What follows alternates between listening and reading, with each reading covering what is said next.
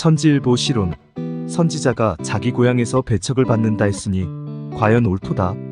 조선 중기 유학자인 격암 남사고 선생이 남긴 하늘로부터 받은 비책 곧 남사고 비결서 격암유록엔 서기동례라는 글이 기록돼 있다.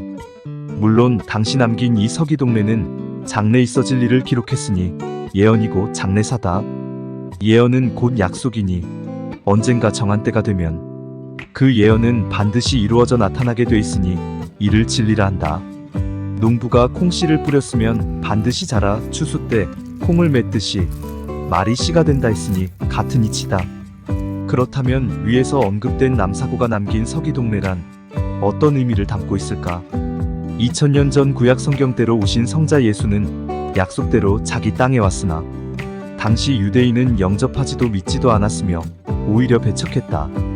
당시 예수는 유대인들의 믿음을 보며 선지자가 자기 고향에선 배척을 받는다고 했고 또 다른 편에는 내가 다시 올 때 믿음을 보겠느냐고 했으니 서기동례한 그곳 오늘날 동방 대한민국의 믿음을 미리 보고 말해준 것이 틀림없다.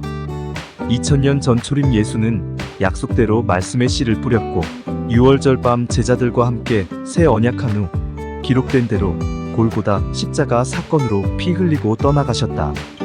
하나님은 첫 언약이 흠이 있어 예수님을 통해 새 언약을 해야만 했고 이 새 언약은 씨 뿌린 밭에서 알곡 성도를 추수해 인을 쳐서 하나님의 새 나라, 새 민족을 창설하시겠다는 것이다.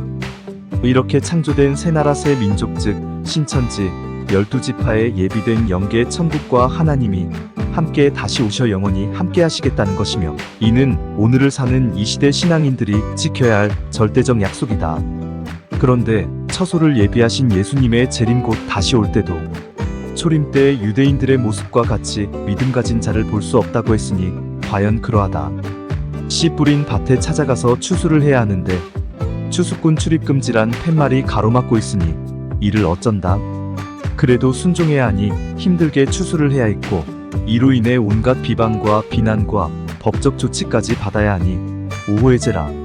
하나님은 비방과 비난이 있을지라도 대화를 요청하라 해 수없이 요청했고 함께 시험을 쳐서라도 어느 쪽이 새 언약 계시록을 통달했는지 가감했는지를 따져보자 해도 이런 방구 대답이 없다.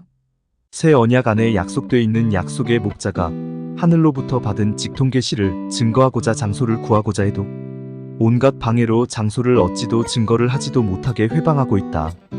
하는 일마다 가는 곳마다 방해, 방해, 또 방해. 이것이 바로 선지자가 자기 고향에선 배척을 받는다 했고 다시 올 때 믿음을 보겠느냐 하신 그 말씀을 이루기 위함인 줄 알고 있다. 반드시 이런 일이 있어야 하기 때문이다.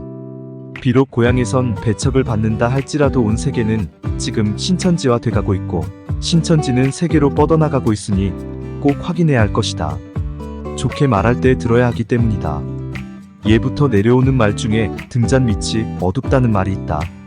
2000년 전에도 그랬고 오늘날도 그러하니 등잔 밑이 어둡다는 말이 곧 진리인가 보다. 서기동례. 이는 예수님의 피로 언약한 천국 복음을 제자들에게 땅끝 동방까지 전하라 했고 2000년 동안 전해온 천국 복음 계시록과 사복음은 이제 정한 때가 돼 이 땅에 성취돼 나타났으니 진정 서기동례다. 이 사실을 곁에서 보고 듣게 하고 책을 통해 깨닫게 했으니 천택지인이며 새 언약 안에 약속되어 있는 약속한 목자이긴 자다.